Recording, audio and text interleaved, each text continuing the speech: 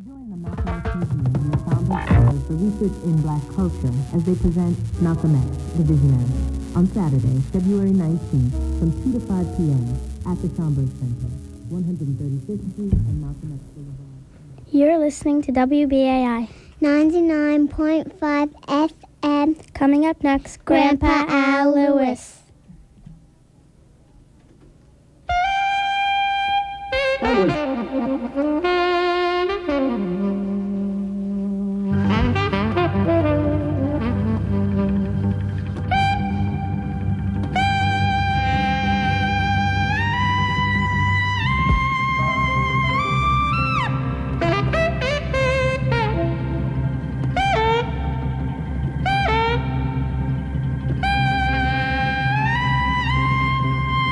Yeah.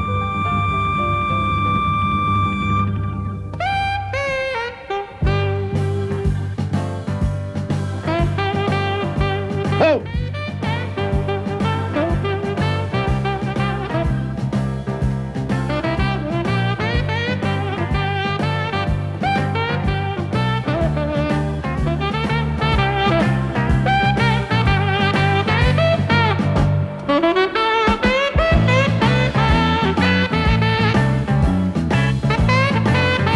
After I talk a little.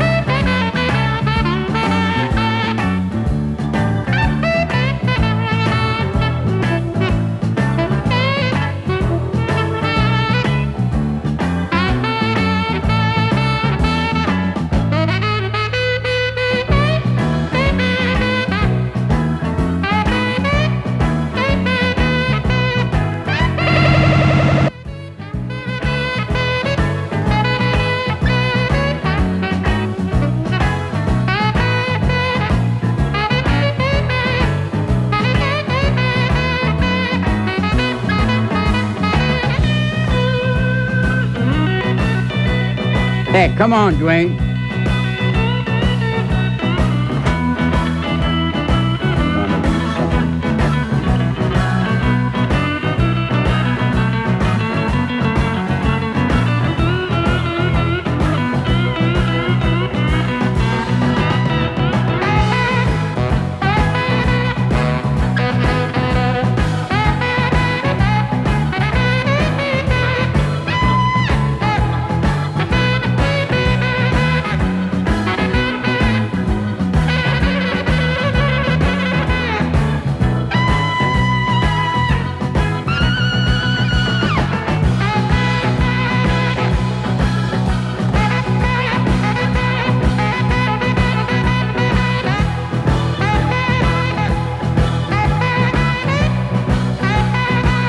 Home now, King.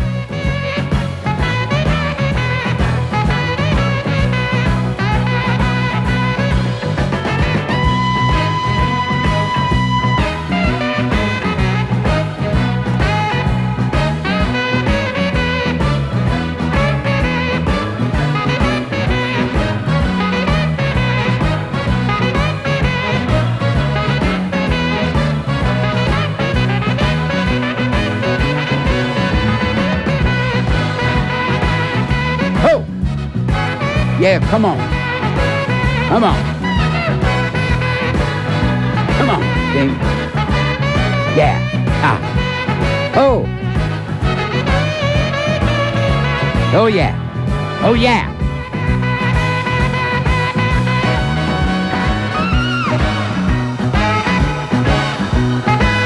Ah. Oh.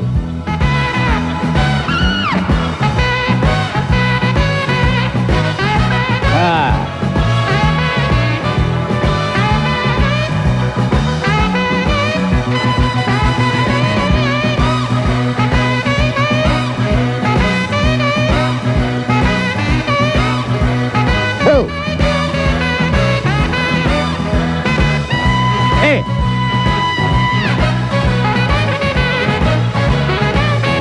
Whoa!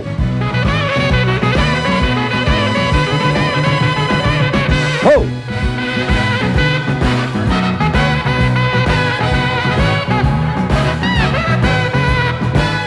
Whoa! Yeah! Oh, yeah, come on, take us home, yeah. Oh, yeah, yeah, yeah, yeah, yeah. Yeah. Good afternoon. Buenos tardes. Have no fear, Big Al is here. Yeah.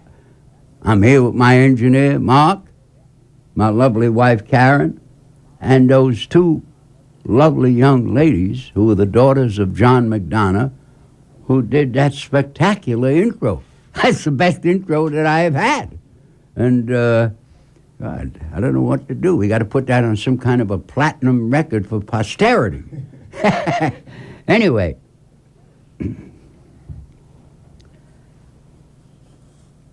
First, I want to commend WBAI for the coverage of the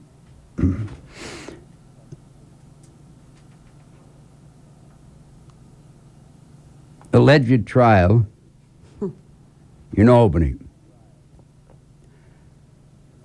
I happen to be for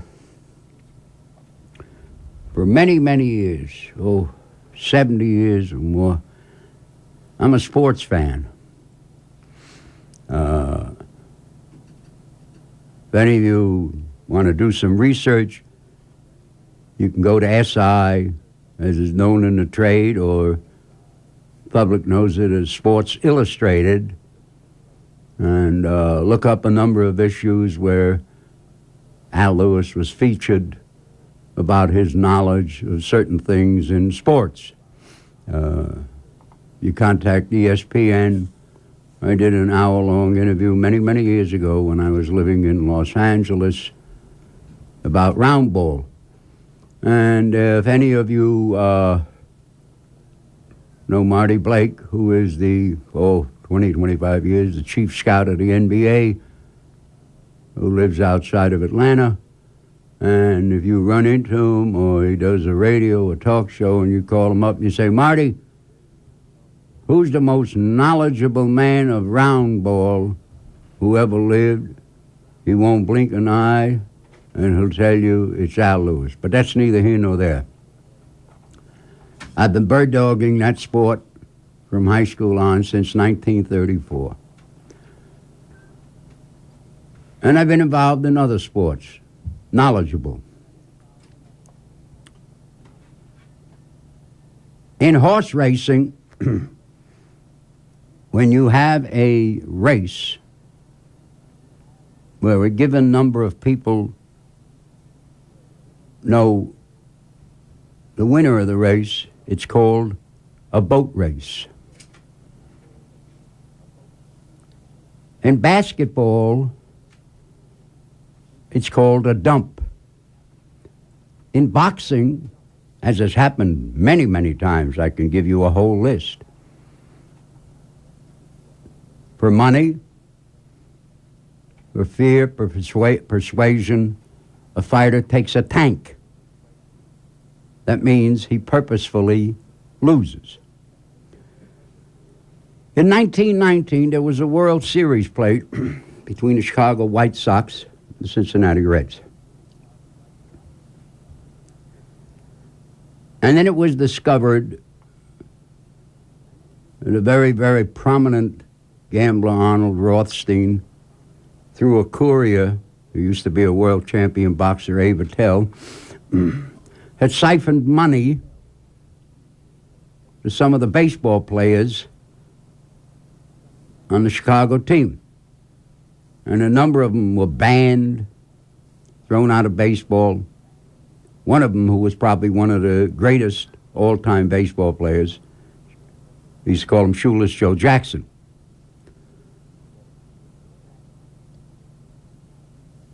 What is happening and has happened in Albany, Al Lewis calls it the Albany Black Sox scandal.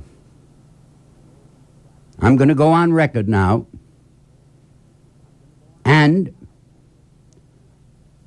a number of times I have met Robert Johnson personally at different affairs in the Bronx. I would invite Mr. Johnson to come on the air here, not like Mr. Riley invited him, but to debate him and his chief prosecutor, in the Albany Black Sox scandal. Point of information, the chief prosecutor in that trial, had not prosecuted a trial. All he was doing was administrative work in 10 years. Hear me now. 10 years. I don't know how many have listened to the trial or watched it. 10 years he had not prosecuted. Right. The last case he prosecuted, which was obviously easy. They found a guy with all the fuel and the Happy Land. The guy came back and burned down the club. Otherwise, he'd been doing administrative work. The other thing I would like to talk about is some people say that this is a travesty. Some people say that this is an embarrassment. I don't agree. I think it was premeditatedly planned this way. Hear me now, Robert Johnson. You and I have met. You disagree with me? You graduated law school, sir. And so did your chief prosecutor. Robert Johnson, when I was growing up, I had as a job, I was a bail runner for the largest bail bondsman in Brooklyn, Herman Paul.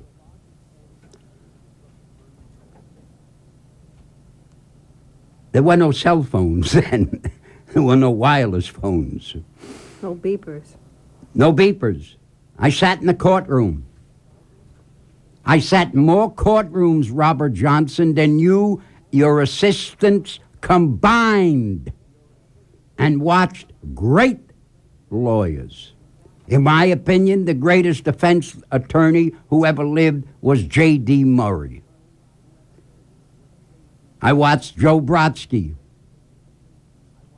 I watched Mr. Leibowitz. The other thing is I've heard attorneys discuss that it is difficult to cross-examine. My first response to that is, that's what is known as a Bronx cheer. The first thing you do, I learned this from the time I had a chance to speak to J.D. Murray. If you want to cross-examine, you listen to the witness that you are going to cross-examine. And you take notes. And while he or she is on the stand, you develop a plan. Unless you have a plan to do nothing. I've heard other people say it's incompetent. I say it's not incompetent. I say this competence was planned that way. Now, to Robert Johnson, I know you went to law school. I know you're the district attorney. You've been there a lot of years. Have you ever read the law statutes of New York State? Let us say that the people are correct, the attorneys, mostly they're defense attorneys. Let's say that they are correct. I say they're not correct. That it is difficult to cross-examine. There is no law in the New York State book, the statutes of law, Robert Johnson, listen carefully, that says you cannot bring in a specialist in cross-examination if what your objective is to win the case. Did you hear me, Mr. Johnson? Did you hear me? Go back to the book. I'm sure it's in your office. You quote to me where it says one has to be a member of the prosecutor's office in order to participate. You show me that. It doesn't exist, Bob Johnson. It doesn't exist. Early on, I have said, and I've said it publicly, I've said it on the air when it first happened on Wheeler Avenue. I've said it at Foley Square when I spoke to a mass meeting. And just 2 weeks ago on the anniversary, there was a meeting on Wheeler Avenue, and I said it again. I have lived 89 years as a white person. I know white people. I know what they say, what they speak, and what they say and what they speak and what they write is what they think. Black people suffer the indignities, the persecution, and the brutality of racism. But they really, a lot of you are going to get excited, but I don't care. Mrs. Lewis's son doesn't care. Black people do not really understand in all the nuances and subtleties of how racism is engraved in this society. Engraved in this society. So when I said publicly, a lot of people said, oh, you shouldn't use that word. Why not? And I'll tell you what I said. Amadou Diallo was assassinated. I didn't say killed. I didn't say murdered. Do you have an unabridged dictionary? Look it up. He was assassinated because he was a nigger. And historically, some of you may flinch about that term, especially you liberals, whether you're black or white. That has been the punishment historically for niggers. Go to the library and read. Don't go back to 1790. Read the history of assassinations in New York City and New York State over the past 50 years.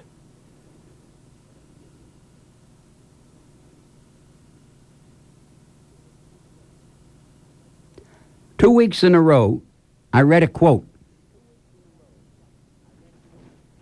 from Frederick Douglass.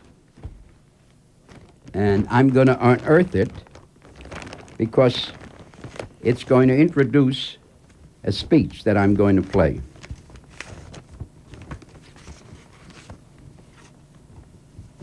Everybody and their Aunt Tilly who has any degree of intelligence knows that Frederick Douglass said, power concedes nothing without a demand. It never did, and it never will. Period. Is that the only thing he said in that speech? No. Next sentence. Find out just what the people will submit to, and you have found out the exact amount of injustice and wrong which will be imposed upon them. I'll read it again for you. Power concedes nothing without a demand. It never did, and it never will. Important. Find out just what the people will submit to, and you have found out the exact amount of injustice and wrong which will be imposed upon them. That's brilliant thinking. Brilliant thinking.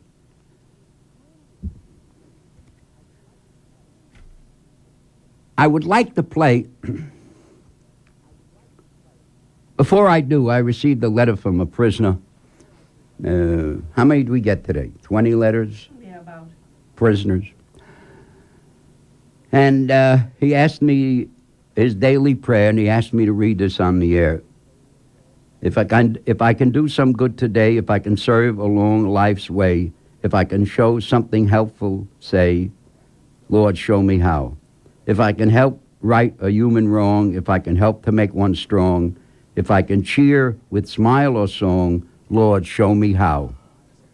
If I can aid one in distress, if I can make a burden less, if I can spread more happiness, Lord, show me how. Thank you. He wrote a card and he wrote a letter to Grandpa Al, Karen, and Randy, 3 people committed to making a difference. Thank you all for making a difference in my life. The year 2000 is a year for peace and caring. Our struggle continues. May God bless you all and hold you in the palm of his hand. Peace and love, William Dalton. Thank you. It's one of the numbers. I want to play a speech now. Maybe some of you have heard it, and if you did, I hope none of you forgot it. Professor, can we play the speech? All right, it's 5:35, and of course, remind you that at 6 o'clock you could hear a report of today's news, and we invite you to stay tuned for that. And we'll continue our program today. We're now going to a segment actually taken from a symposium which was held at the Bethany Baptist Church in Brooklyn last week, Tuesday, I believe it was. It was a meeting of legal activists from the African American community. I could say a meeting, more like a clash in many ways, but arising from that was, I thought, some remarkable presentations, one of which I thought stood out. And I thought it would be appropriate, given what's happening here, what's happening around the world, given the people who's making decisions about our lives, that we should introduce a talk given by Clayton Jones, who's an attorney. He was instrumental in the Stewart case. Many of you may recall that. In fact, it was a turning point on looking at the question of police brutality relative to the African American community. He has worked on many international issues. He's lived in France. He's worked on Liberia. I remember he did quite a bit of work in Liberia, and I believe he now lives in the southern part of the United States. I guess pursuing the same old agenda, seeking peace and justice for the African American community. Let's hear from him as he speaks about what's going on in the community now on the heels of the assassination of Amadou Diallo. Clayton Jones. When I was asked by Alton Maddox to come to New York to participate in this discussion with some of the nation's most distinguished and cultivated legal minds, I was reminded of the mongrel who registered at the Madison Square Garden annual dog show and was queried regarding the rationale for his appearance among the finest dogs in the nation. His answer reflected the same feelings that I had when Alton extended the invitation. To wit, both I and the mongrel are, and clearly were, out of our depths. Yet, like the mongrel at the dog show, I felt in accepting the invitation that the exposure would be good for me. 20 years ago, in 1979, I found myself in a similar situation on the Upper West Side of New York. In that case, I had agreed to appear on a panel to discuss the racial situation in America, only to learn after the publicity had been circulated that the real topic for discussion that afternoon was to be the criminal justice system in New York. Judge Wright, along with Judge Donald Covington and your current controller, H. Carl McCall, were members of the panel on that occasion. After apologizing for being there and explaining that my ignorance of the criminal law was defined by my inability to distinguish a misdemeanor from a felony, in a vain attempt to cover my obvious inadequacies, I immediately commenced a scathing critique of the subject, criminal justice, suggesting, among other things, that the juxtaposition of the words criminal and justice within the context of a viciously racist society constituted a study in self-contradiction, more appropriate to a discussion by a panel of logicians rather than lawyers and judges. After 20 years, I am constrained to confess that the quality of my knowledge of criminal law has not improved. During my years as a lawyer, I studiously avoided contact with the criminal courts except in cases of extreme necessity, and almost always either as a spectator or a behind-the-scenes manipulator. The philosophical justification for my reticence to practice before the criminal bar involved a strong distaste for participating in and perpetuating the illusion of a criminal process based on justice, when at bottom the system is hardly more than a farce, designed primarily for the purpose of eliminating the African male as a factor in the liberation of his people. The criminal justice process in this nation is irredeemably illegitimate and shall remain so for so long as the principal object of its process is the young African male. This lawyer is temperamentally as well as philosophically unsuited to participate in that process. As my contracts professor Grant Gilmore wrote in his Ages of American Law, "In heaven there will be no law, and the lion shall lie down with the lamb. In hell there will be nothing but law, and due process will be meticulously observed." I have spent the last 35 years observing the rise of fascism in the city and state of New York. During that period, I have observed a steady increase in the intensity and scope of the atrocities committed against the people of color in this city and state. I have yet to observe the African policeman either singly, in a mob, or as a member of an avowed death squad to whom the night belongs, execute a single white in cold blood.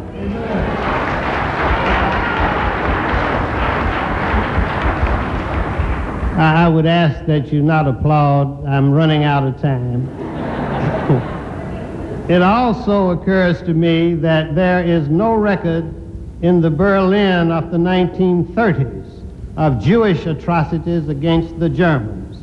I am also reminded that just as the Africans of New York, in the face of death squad activities sanctioned and encouraged by a fascist government, continue to depend upon the judicial system for justice, even when history clearly provides no evidence in support thereof, the Jewish middle class in Germany tended to look the other way when the Germans came for the gypsies, the feeble-minded, the lame, and the less affluent Jews.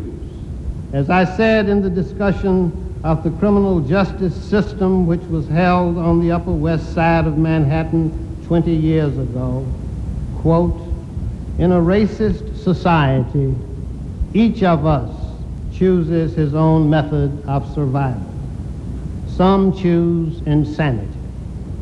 These are the walking dead who wear I Love New York buttons and who sing with feeling God Bless America and who put their hands to their chests when they sing the Star-Spangled Banner.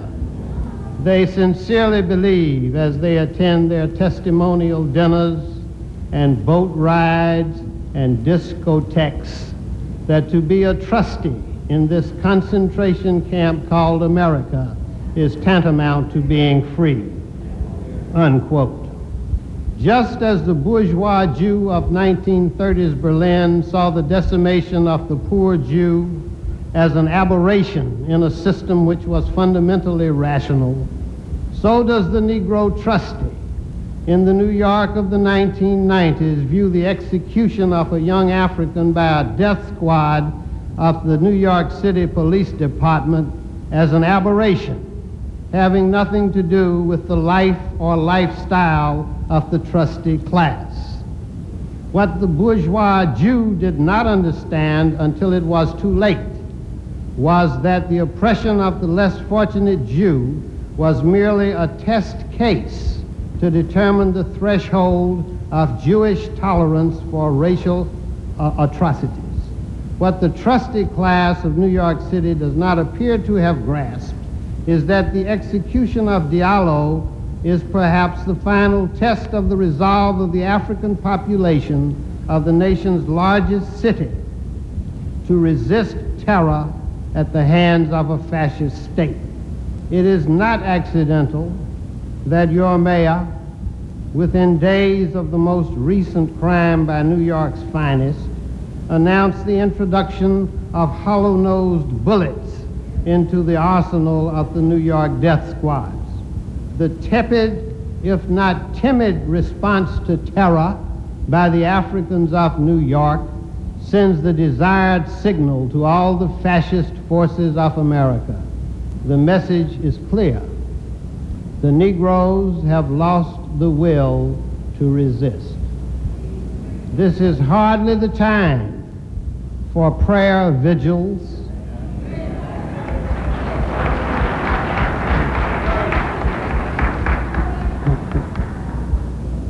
and symbolic rallies organized and led by would-be politicians and ambulance chasers, vigils and rallies calculated solely to divert the attention of the black masses from the reality of life and death in a fascist state.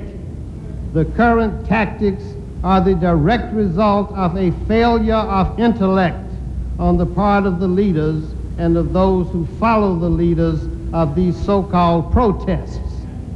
It is a failure to understand the difference between cause and effect, which said failure produces inevitably the further failure to develop a rational strategy to eliminate the root cause of the death of a young African male gunned down by a fascist death squad consisting of 4 mafia rejects acting under the aegis of their fascist handlers. It is a failure to understand the difference between an isolated act of murder and a war crime. The actions of the death squad represent a logical consequence of a system of laws based on race and not on justice. A system which presumes a state of war between the New York City Police Department and the African population of this city. A war in which the murder of a young African male is hardly more than a statistic in an estimate of collateral damage. Does not your mayor cite the decrease in crime statistics in New York City in the same news conference in which he expresses his condolences to the family of the murder victim and within hours therefrom announces the introduction of hollow-nosed bullets into the arsenal of his vaunted death squad? It is therefore to the system, a system predicated on the presumption of a continuous state of warfare, that our outrage must be directed. If the Africans of New York are in fact under siege, the question is clear. Where are the Negro politicians, preachers, community activists, and intellectuals, and what are they doing and saying? Why have they not descended in mass on the office of the Bronx District Attorney and demanded the immediate indictment and arrest of the members of the death squad? Why have they not marched on the city council and on the mayor's office and sat there until the entire apparatus of the tactical patrol force, which spawns the sociopaths who participate in the death squads, is dismantled, sociopath by sociopath? Why have they not marched on the office of the police commissioner to demand on what basis he continues to keep these murderers on active duty and still armed to the teeth? The people have a right to know the statutory and regulatory bases of these obscenities. Where are the thousands who ringed the construction site of the downstate medical center in the 1960s, and the preachers who lay down in front of cement trucks and went to jail simply for the right of our people to a decent job? Where are the young lawyers who sat in at the Board of Education in the early 1980s and who almost went to jail along with their clients in order to secure a quality education for our children? Where are the hundreds who stormed the World Trade Center and the governor's office and sat in on Cuomo until he agreed to meet with the parents of the murdered Michael Stewart? How long will the Africans of New York abide by this plethora of crimes against humanity? I would suggest to you that such crimes will escalate for so long as we fail to understand the fundamental difference between politics and protest, or more precisely put, the difference between a race leader and a Negro politician. At the risk of quoting myself again, I would remind you of my admonition to the Africans of New York 24 years ago. In an op-ed piece for the Amsterdam News, I began with the following statement, quote, "At the 1975 annual banquet of the Congressional Black Caucus, Mr. Vernon Jordan informed us that black politicians are now the leaders of the race." This writer views that pronouncement with profound concern, if not alarm. Its uncritical acceptance poses, in my opinion, a fundamental threat to the future of black people in America. I ended the piece as follows, quote, "The very nature of the political process is not conducive to the production of leaders. The politician, whether black or non-black, is concerned principally with his personal survival in office. His financial support is of dubious origin. His principles are compromised on a daily basis in the face of political reality. He is obsessed with process at the expense of product. He is, in most cases, a minor tactician and not a master strategist. And in most cases, he is dismally unaware of the long-term consequences of his actions. In a word, he is a rather dangerous individual who on any given day might inadvertently and without malice sell a whole race or nation down the river and then scratch his head and wonder what went wrong. The race cannot afford such leaders. Better that we have no leaders at all. As my brother, Dr. William Augustus Jones, Jr., the pastor of this church, has put it so well, where the sound of the trumpet is required, the flute will not suffice. From among those who have taken the lead so far in responding to this most recent act of official terror, one discerns only the faint chords of the flute. One hopes that there still remains among the Africans of this city a remnant of trumpeters who have an understanding of the times to know what the children of Africa ought to do. Let me close with the words from my speech of 20 years ago on the Upper West Side. The lives of the trumpeters among us are fraught with danger. Assassination is not uncommon. Maximum security detention is almost certain. The struggle will be long, hard, and bloody. The trusties among us will betray us at every turn. the guards will become increasingly brutal and cruel. As the maximum security wards overflow, increased reliance upon psychosurgery as a cheap alternative to detention in maximum security will become commonplace. At that point, I would suggest to you that the guards will make no distinctions between different classes of Africans. We shall be as the Japanese in World War II on the West Coast, or as the Jews in Germany who went to their ovens believing to the end that they were German and singing Deutschland über alles.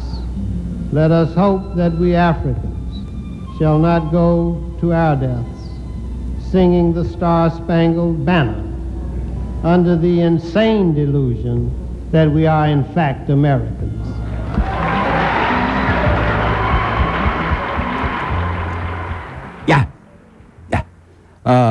By the way, I dedicate that speech to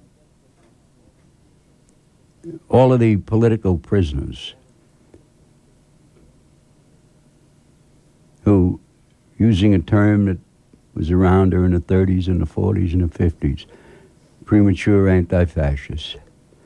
To all those guys, Black Panthers, the Underground, I dedicate that speech to you. We're going to play a little music, turn over the tape. I just have 2 short announcements, and then we're going to go to the phone, and I would like my listeners to discuss the speech made by the attorney, Clayton Jones. Little music, Professor.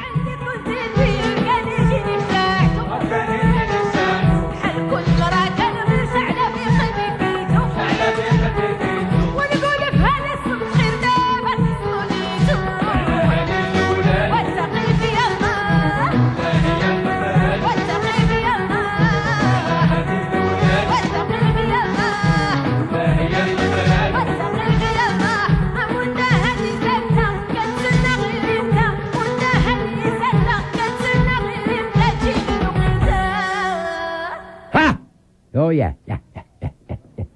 I love that record. That was recorded in Casablanca.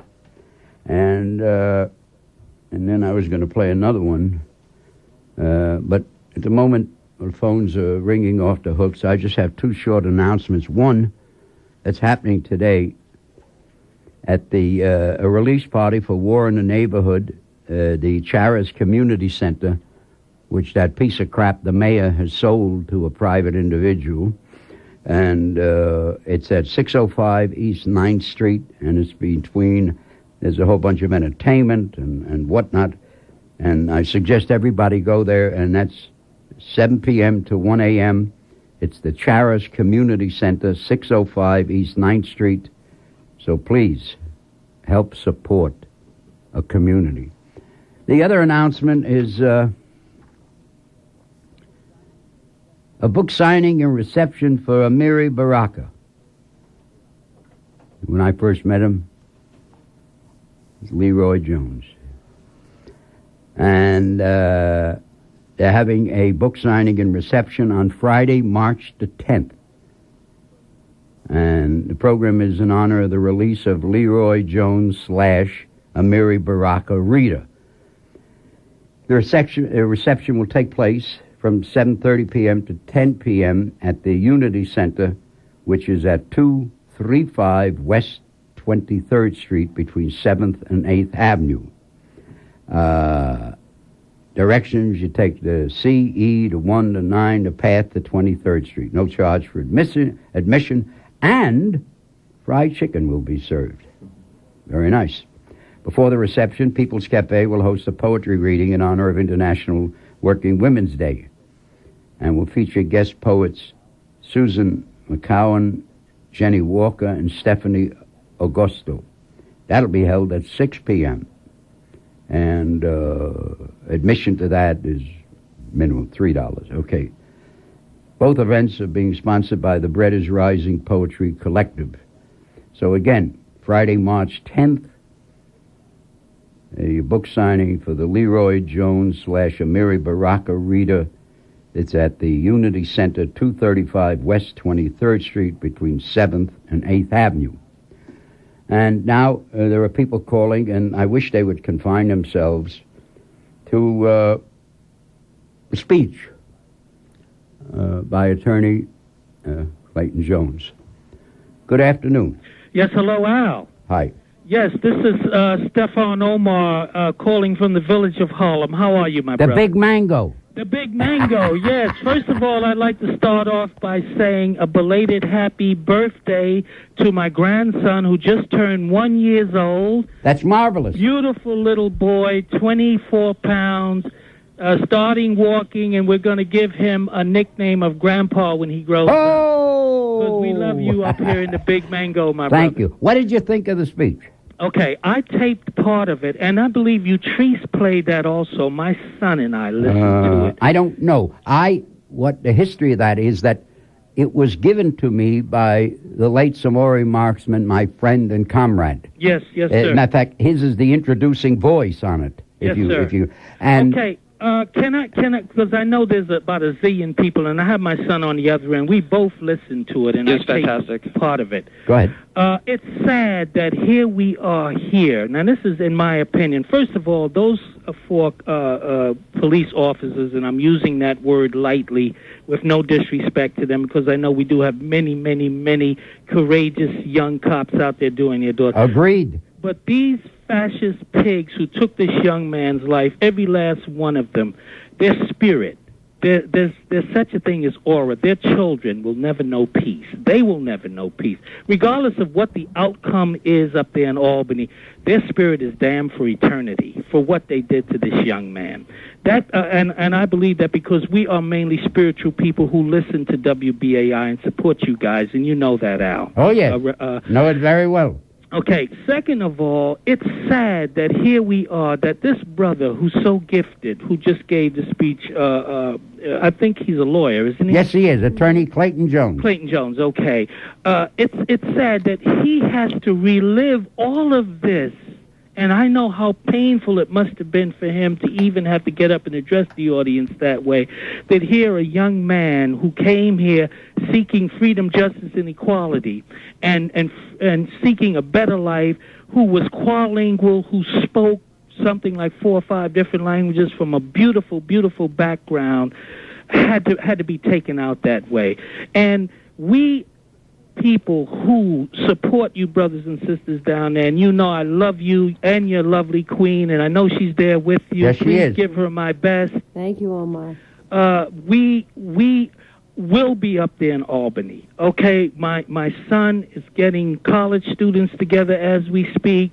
We will be there on Reverend Al Sharpton's buses going up there, and hopefully everything will come out in Mr. and Mrs. Diallo's favor. And the speech couldn't have been more eloquently done. Now, Dad, Thank can I you. get in also? Sure, go ahead. Yes, I'm sorry. This is my son, Malik. Hi, how are Hi. you? Respect. What I really wanted to say, I just finished reading The Wretched of the Earth. Right. And this speech that I just heard with its eloquent... Yeah, why don't you horrifying- remind people who wrote The Wretched of the Earth? Oh, The Wretched of the Earth was written by... Come on now. Franz Fanon. That's right. Right. And what the horrifying precision of the speech that I just heard was just a call of an emergency Yeah. to just people who are a little sleeping right now. Mm. But I feel that this call needs to be heeded not only for everybody in order to have some type of healing process to occur. And I just want to say, wow, I mean, my dad was like, Malik, you got to listen to the speech, you got to listen to the speech. And I was like, okay, because usually he makes me listen to whatever.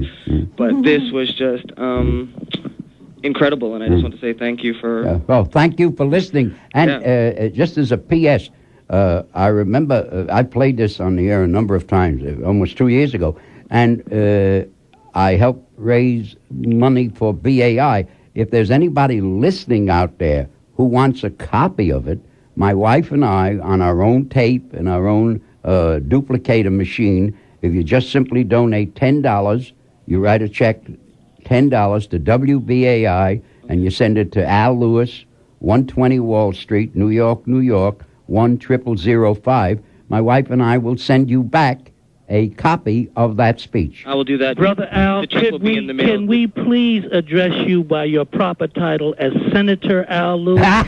You are our next senator. We're backing you. We have the young bloods and the sisters up here in the Big Mango who are going to vote for you. You are Senator Al Lewis from Thank now you. on. Thank you. very And much. God And bless the you. best to your God queen. bless you, too. Thank you. very Thank you, my brother. Yes. Bye-bye. Bye-bye. Hello. Good afternoon. Hello. Yes, good afternoon to you, Al Lewis, and your lovely wife. Thank you very much. Good afternoon. I think you're a real man. I respect you. I just want to say about Attorney Jones. First, this is Reverend Johnson on Staten Island. Yes, how are you, Reverend? Fine. We've spoken before. Sure. Yes. We met before. That's I right. got some footage of you in Samaria. I want to get to you, too. Right. It was a prophetic speech. It was dealing with the true social reality of the situation. Mm-hmm. We have to do or die. We have to realize that this Michael Stewart case, which Yes. I first met Clayton Jones Mm-hmm. on, at the Pyramid Club on Avenue A, That's right. and I was one of the persons who invited him down there because I knew Michael Stewart, and I used to party with him. And I knew one of the female drivers. She was the only female cop, Susan Techie, who was transit police out of the 7 officers. Uh-huh. She was my partner on EMS. Uh-huh. Uh-huh. And she was one of the ones who was claimed to have killed him. Right. But in the Diallo case, the attorney really brought it to a boil head because it was a diabolical murder. It was an assassination by agents of this capitalist imperialist occupying force. Uh-huh. They were collecting legal taxes for the system, and they were shaking people down illegally, collecting from the West African street vendors. Uh-huh. The guy was on 14th Street in front of a white man's shop who was on television and said that he was the greatest kid he ever met. the guy who let him sell his stuff in front of his store. That's right. And we should. This was a shakedown. These police have the nerve to say they was aiming at Center Mass. Center Mass. When they make love to their wives sexually, do they aim Center Mass? We should take this city, tear it up and down. Judge, who gave them the right to be judge, jury, and executioner of Amadou Diallo? We must do what we must to survive this Holocaust. And I'm going to hang up and let someone else get on. Thank you, and God bless you. God bless you. Have a lovely weekend. Yes, good afternoon. Hello? Al? Hello? Hold on a second there. Hello? Yes, hello. Yeah, I'd like to say good afternoon Thank you. to everybody there. One point, in my opinion, that's being missed in this whole thing is that, and I've heard I haven't heard anybody, I haven't heard a lot of people mention this. For example, on Clayton Riley's brother's program over on LIB about 2.5 weeks ago. You mean Mark Riley? Mark Riley, Right, yes. right, Mark. Yeah. They had ex-police commissioner Bratton on. Right. Okay? Right. And Bratton stated that his falling out, I think his falling out with Giuliani, right. was that Giuliani took control of the police department. Okay? Right. So, at this trial, the prosecutor, could have asked and should have asked who was in control of the police department. Okay? And they should have had the band leader's name should have come up, which is Giuliani. Giuliani gave these cowboys carte blanche to do what they want on the street. I mean, it came out that they didn't have to report to anyone. Mm-hmm. I mean, what is this? Mm-hmm. I mean, you work on a job, you got to report to somebody. Uh-huh. I mean, they were just out making up rules, making up law as they went along, and terrorizing the neighborhood. So I think, what needs to be talked about and who should be brought front center stage in the limelight is the skunk Giuliani. And I don't hear anyone too much, mentioning his role in this. If not for Giuliani, Amadou Diallo might be alive right now. Okay, Yeah, you understand yeah. what I'm saying, Al? Oh, yeah, Had yeah, not yeah, the police yeah, been given yeah, carte blanche yeah. to No, murder, terrorize the inner city, Yeah. this kid might still be alive. Yeah, well, my mother, may she rest in peace, who was one of the greatest influences in my life, said to me, a fish starts to stink from the head down. Head down. No, it's true. And appropriate to what you just asked the question is, the first witness for the prosecution was Lieutenant Cantwell, who testified. And no question was asked. He testified that their assignment was to be at a project intercepting drug sales. The prosecution did not say, there's no project on Wheeler Avenue. What were you doing here?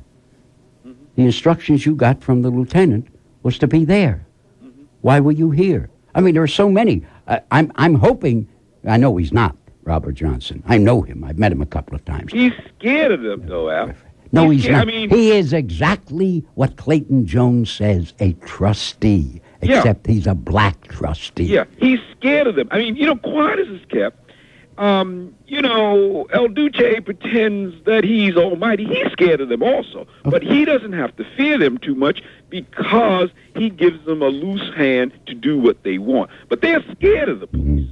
I See agree. what I'm saying? They're scared of the police, and they're scared of not having cooperation with them in their daily duty. And I'm going to go now, but I'd like to agree with you wholeheartedly when you said in the beginning that this play was written months ago. Of course. And the outcome was written months ago. Of course, The police, what is that, Al? Where do you exit, Al? Stage left or stage right? That's right. The police will exit stage right or stage left, whatever. That's right. Free men. And you know something? The thing to say is they'll exit because we have so many good Germans with applause. Amen. Amen. Hey, God bless you. Have God a bless lovely you, Al. weekend. Bye-bye. Good afternoon. How are you? The mayor is great. You're a piece of crap. You and Thank you. Castro. Okay. You're a piece of crap. Hold on. Piece of crap. Oh, That guy said anti-Jewish things in the speech. That's all right? He said the Jews sent other Jews to the ovens. he never You said believe that. Hey, shut up! You shut up, you You're bum. fun. Go back to Cuba with Castro. Okay, You shut and up. Castro, a piece of garbage. Shut up! Piece of shit. Shut up! Shut up! The next time the Department of Sanitation comes along, jump in. There's room in the landfill. Hello, good afternoon. Good afternoon. Sadie again. I was with Esquire Jones when we were down on the Stewart case. Yes, Michael, yes. And I remember quite well how we left the courtroom quietly, and he had some business to do across in the Hall of Records, I guess, and we silently waited till the street. Then he came across and told us to go home.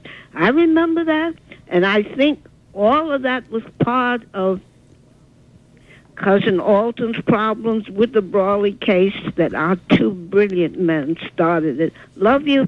Thank you. Love you. Thank you. And God bless you. Hello, good afternoon. Hello? Hello, let me turn my radio down. Sure.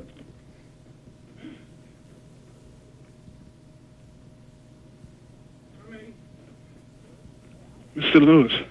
Hello? Hey, hi, I'm here. Thank you. Yes, thank you. And the speech, I know you wanted us to stay on target. I'm going to try to do that. Clayton was talking about not only the negative thing that happened from outside of the community, but he's talking about a neglect also inside of the community. That's right. And this is the thing that I think scares me most. That not only do we have police officers coming into the community, not all, of course, we know this, and doing what they do, but we also have Ritalin and Prozac coming into the community. We know about the criminal justice system, the educational system, the homelessness, the job. Speak on, brother. Speak on. All of these things are being focused on the poorest of the community. That's right. Those who have the least amount of help dealing with the foster care system and everything else. And we, the so-called middle class of the community, are just sleeping. That's right. While all this is going on. This is what he's telling us that happened in Germany. That's exactly and it. that crazy nut called to say Oh, that forget him. Yeah.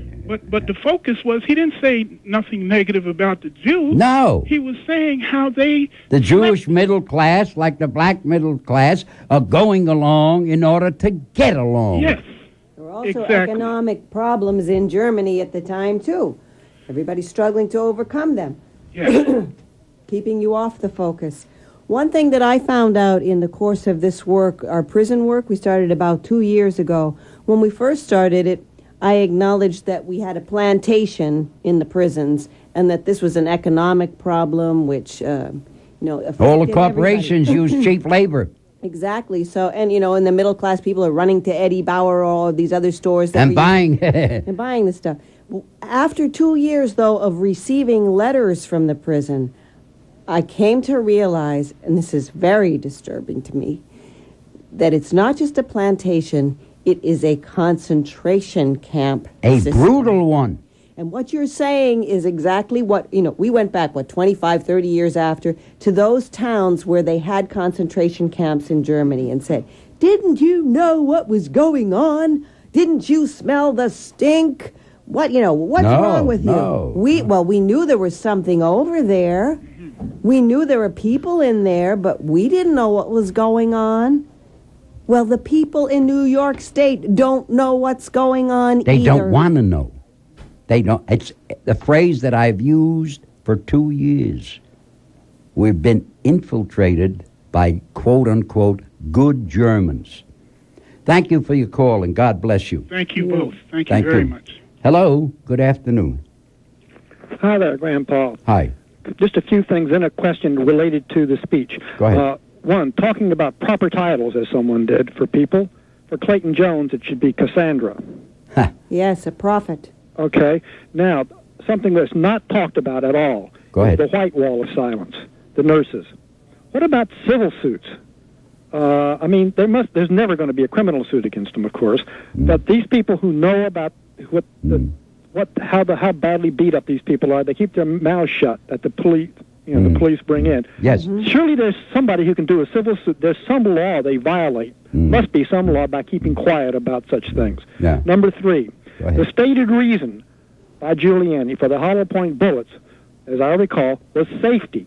Safety for innocent bystanders. That is, they won't go through the perp and hit somebody else. So you got 41 shots, and this is never talked about. 41 shots in the shooting gallery, only 19 hit. Okay? That means these things are vastly more dangerous to the innocent bystander than the old ones. No one is talking about this. Good point. Okay, next one. What do you say, Grandpa? I live out in Westchester. You know my voice. You know who I am. Go ahead. What do you say to lower and middle-class blacks who comment, Ray this Diallo shooting in the trial, that the cops shouldn't be tried, that they should be supervised more, maybe, so as not to draw and shoot quite so quick? But it is a dangerous job that they have. What do you say? Well, first of all, I will bring in, I don't have it with me now, I've heard this myth and canard that the police officers have a dangerous job. My own wife claims that. A fireman has a more dangerous job. Per capita, more injured and more deaths in the fire department. If you want a dangerous job, you join the Marines. A construction worker, a miner, a police officer is way down on the bottom of the list. I will bring in the government statistic. That's a myth that's propagated by the American Correctional Association, which, by the way, I'm a member of. It's appropriated by the National Rifle Association, of which I'm a member, and by the PVAs, all the local PVAs. And it's not true. They want that worship. It's not true. They want to become a deity. It's like a doctor is God. He's not. You got to get Cassandra back on the air. Oh, I will. Thank you. You know, one of the big meetings that they had, I think at St. John the Divine, a woman stood up from Physicians for Social Responsibility, and she was addressing that white wall of silence. And that group is calling for more people to step out. Yeah. Well, you need some civil suits, and you need some money taken from them. You need jail. You need something. Right. Well, I give you an example. Abner Louima. That's what I'm talking about.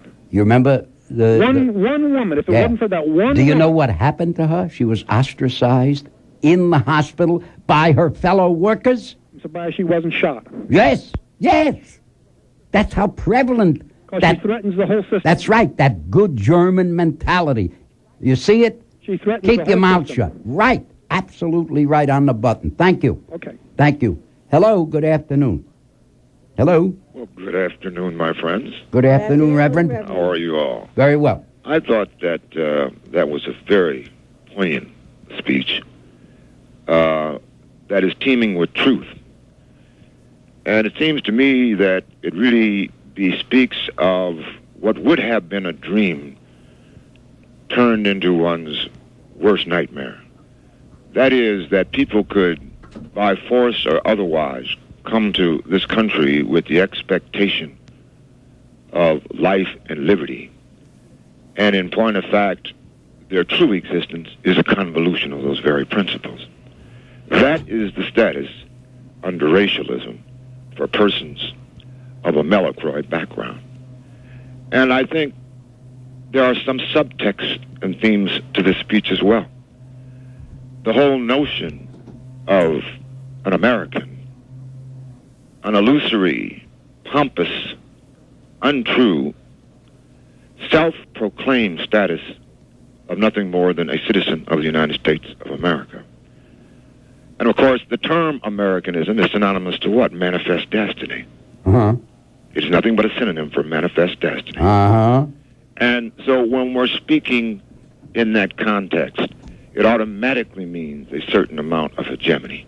It automatically means a system that subjugates. It automatically means a system that visits death. Now, this fiasco of a prosecution that went on last week bespeaks of the inability of there to be any autonomous system that can grant an African-American male justice.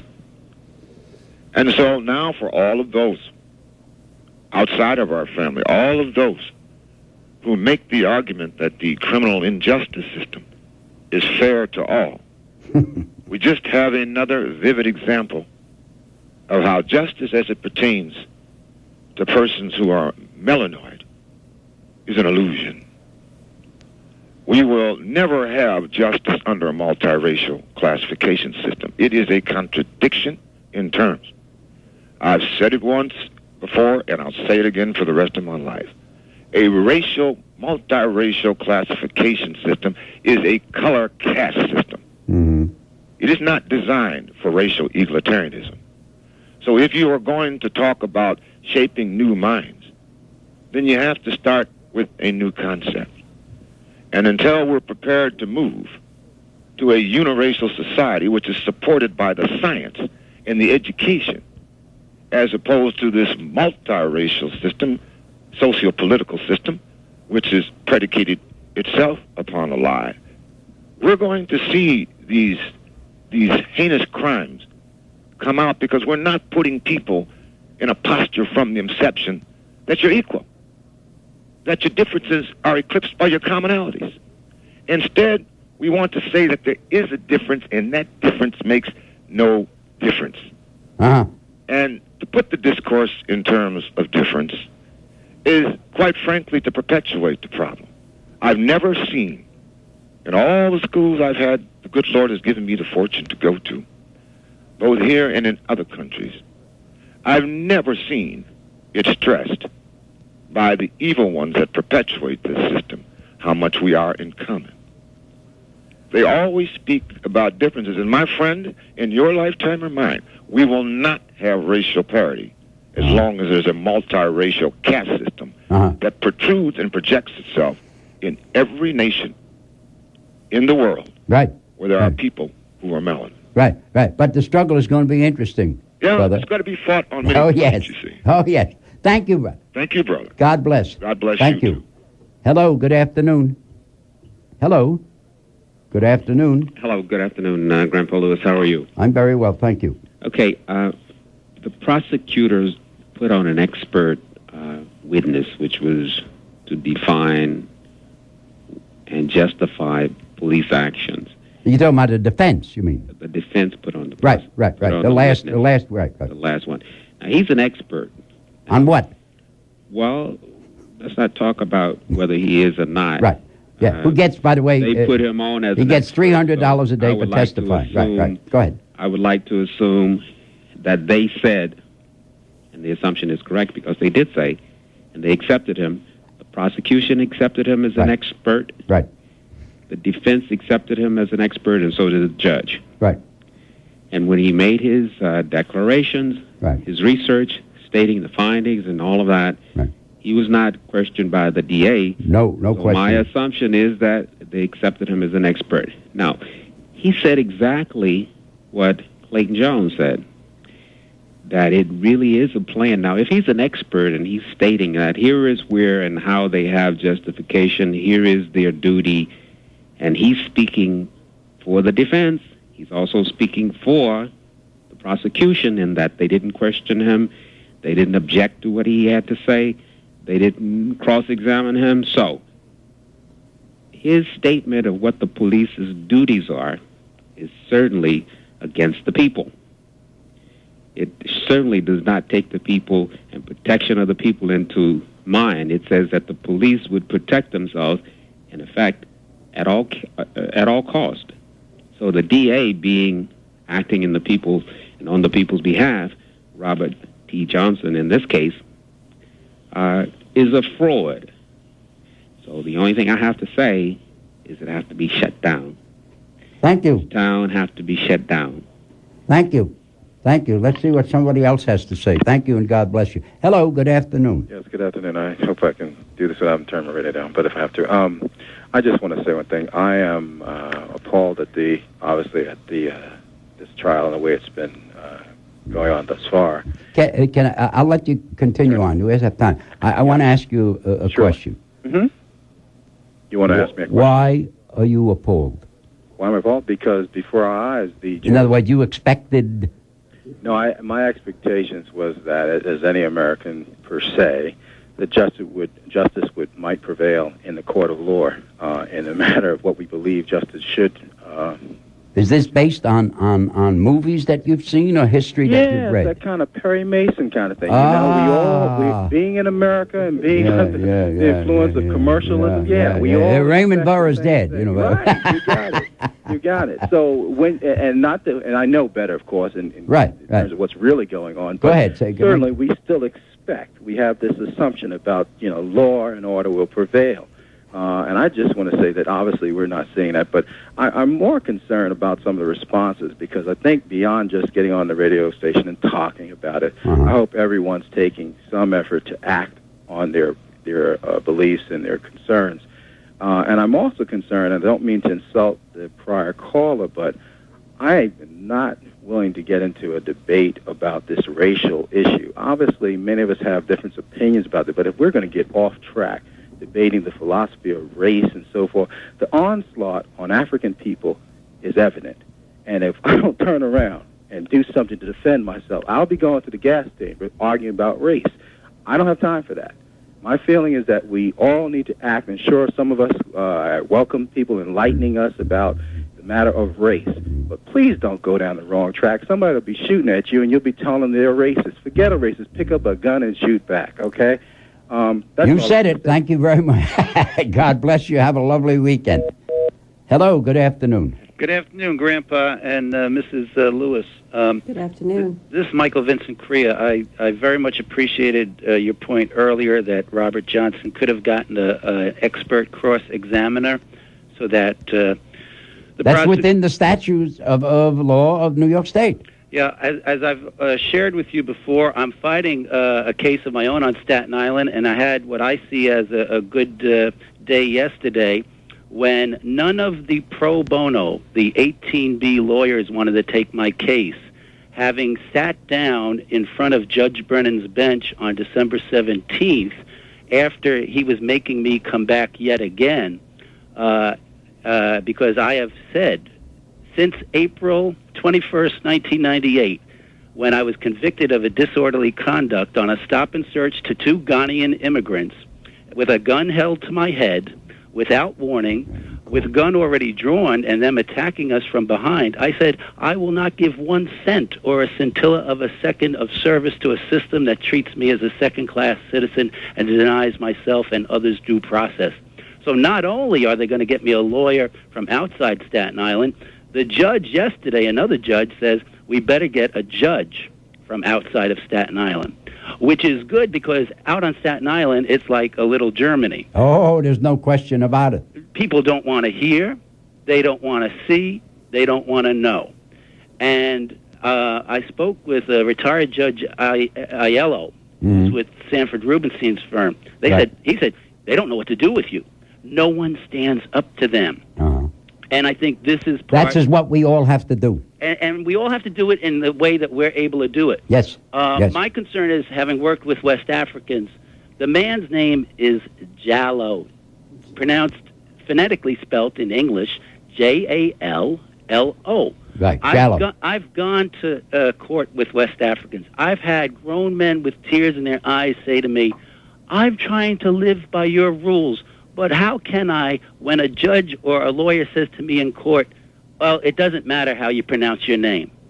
And I think that is the insult of how the media and how non-blacks have treated this. And the speech that the man gave one good point about the ambulance chasers and having these rallies, prayer vigils. And I'm a pastor. I believe in prayer. However, you're my synagogue. Someone else is my temple. Someone else is my mosque. Thank you. You got God's spirit right in you. Thank you. I'm more worried about your plumbing and your lighting. But the point is that in terms of the people, we're not looking at a human rights court, and that's where police brutality should be the #1 human rights crime. in a democracy. Mm-hmm. We have had a system that puts property and privilege Ahead before people. Oh, yes, yes. Thank you. Thank you. Thank you. God Bye. bless you. God bless. Hey, L'chaim.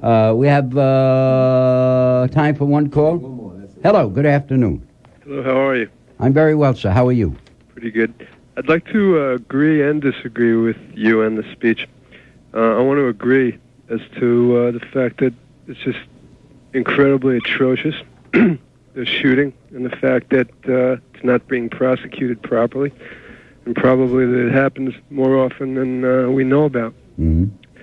The only disagreement I have is that in terms of, I think somehow the argument gets overstated in terms of conspiracy and planning.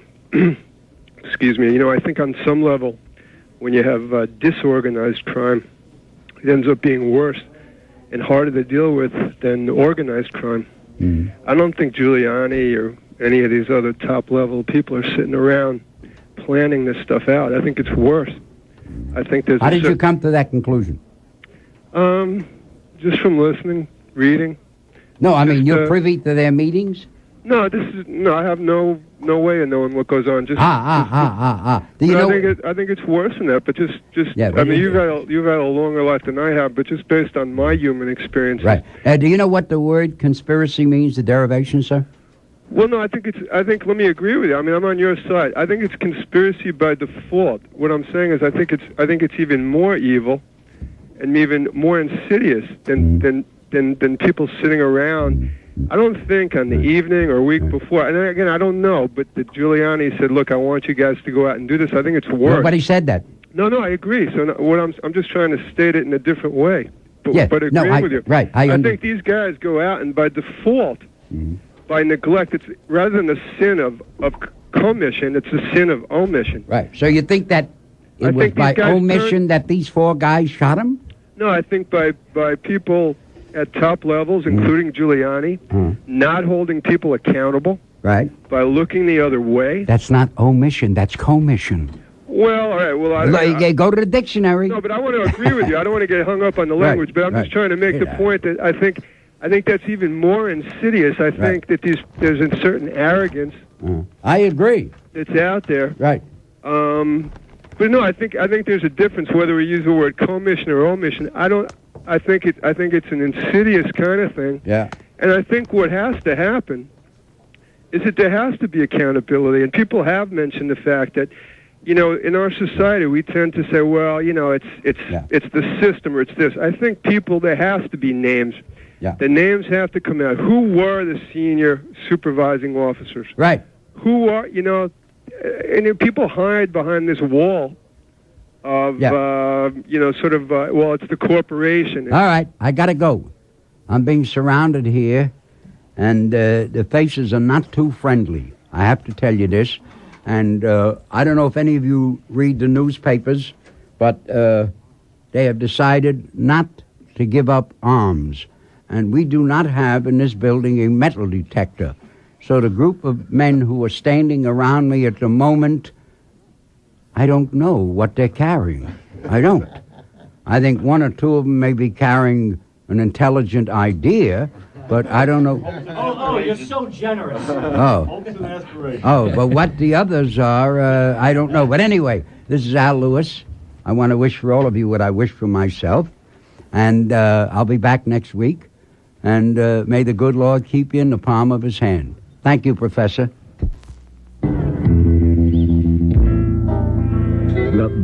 Gut Bucket Matinee. This is Blues in the 90s.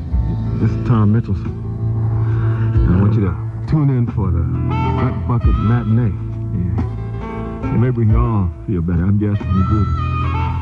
I just need to listen to the blues or something to make me feel better. You got to pull yourself together long enough to let them know when to tune in. Hey, how about Saturdays? What time? 3? To 6? Oh, blue all up in there. Oh, good God. 3, 4, 5.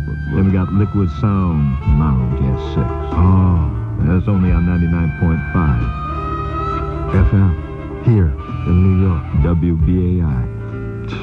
Gut Bucket Matinee. The blues, man. If it don't kill you, it'll make you mighty, mighty mad.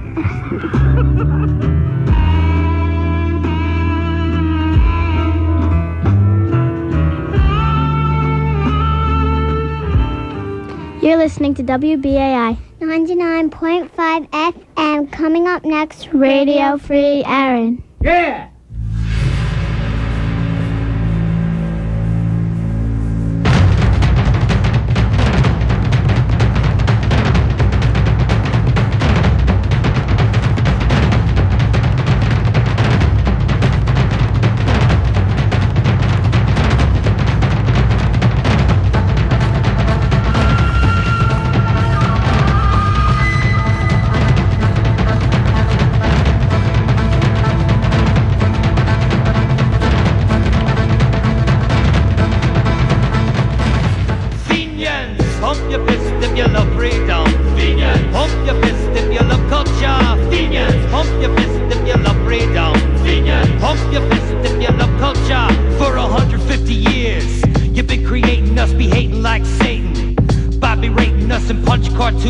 Depicted us as swill and whack TV shows like the Deadpool, Benny Hill. Amazing, you never came to your senses. Figured out you'd have to face the consequences. Good afternoon and welcome to Radio Free Aaron here in the Big Apple. If you miss any of the shows, you can go to our internet website at iraradio.com. That's one word, IRARADIO.com.